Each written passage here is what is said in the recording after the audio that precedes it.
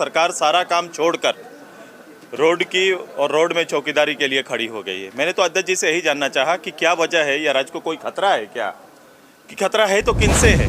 इतना प्रयास अगर इन विषयों का हल करने के लिए लगा देते हैं तो झारखंड खुशहाल होता है। आप यही जाइए, कोई माइंस एरिया में विस्थापन का कोई मामला हल नहीं हुआ है। आज आपने देखा कल से ही ये पूरे राज्य में सभी जिला प्रखंड, यहाँ तक कि गांव क्षेत्र में भी, कस्बों में भी ब्रैकेटिंग करा गया है। पुलिस लोगों को लगाया गया, अधिकारी को लगाया गया। सरकार सारा काम छोड़कर रोड की और रोड में चौकीदारी के लिए खड़ी हो गई है। मैंने तो अध्यक्ष जी से यही जानना चाहा कि क्या वजह है, या राज्य को कोई खतरा है क्या, कि खतरा है तो किनसे है। तो कहा कि रैली आने की सूचना थी, जो सरकार का जवाब आपने दिया है।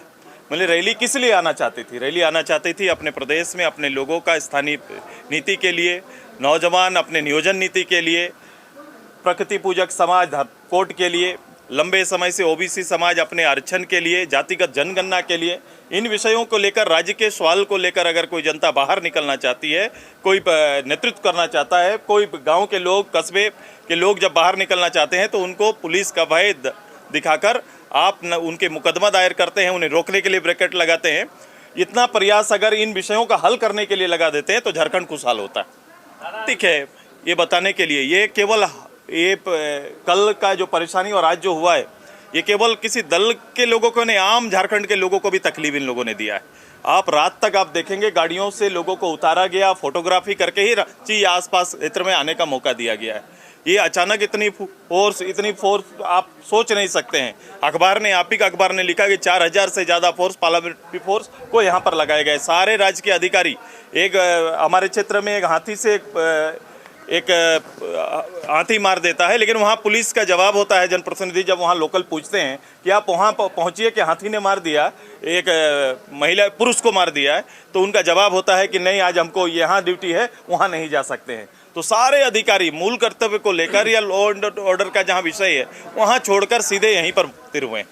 सोचा है कि आज मैंने इस राज्य का सबसे ज्वलंत विषय, जो आज से नहीं बल्कि 120 साल पुराना, ये जब से यहाँ खनन प्रक्रिया प्रारंभ हुई है तब से लेकर आज तक लगातार हर जगह पर जहाँ शुरू हुई, लोहा में माइंस एरिया जितने भी है, माइनिंग जितना भी हुआ, आयरन ओर से लेकर कोयला से लेकर अलग अलग जगह पर जहाँ माइनिंग हुई, जहाँ फैक्ट्रियाँ लगी, जहाँ डैम बने, इस सभी जगहों पर विस्थापन का एक लोड है। लगभग मैंने कहा था कि 24 हेक्टेयर से ज़्यादा ज़मीन, 24 लाख हेक्टेयर से ज़्यादा ज़मीन इसके लिए अधिग्रहण किया गया। लगभग 1.5 लाख परिवार, 1,57,000 परिवार कहीं ना कहीं विस्थापित हुए हैं। आज तक बोकारो में देखेंगे, जाएंगे तो आप धारणा देते हुए वहाँ बाहर में देखेंगे लोगों को। आज तक सेल का कोई काम का, उनका विस्थापित का कोई मामला हल नहीं हुआ है। आप यही जाइए, कोई माइंस एरिया में विस्थापन का कोई मामला हल नहीं हुआ है।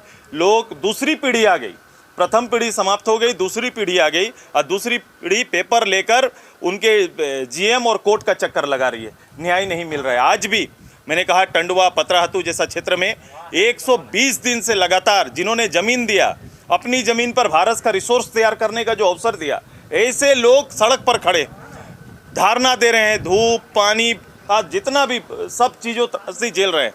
उन पर सरकार का कोई निर्णय नहीं आता, बल्कि वो अगर अपनी मांग को लेकर सड़क पर आते तो झूठे मुकदमा उन पर डाल दिया जाता है। तो जमीन, मैं कभी कभी ये कहता हूँ कि भाई, ये भारत को रिसोर्स देने वाला, राज्य सरकार को रिसोर्स देने वाला, ये कोयला, आयरन और ये सब झारखंड के लिए वरदान है कि अभिशाप?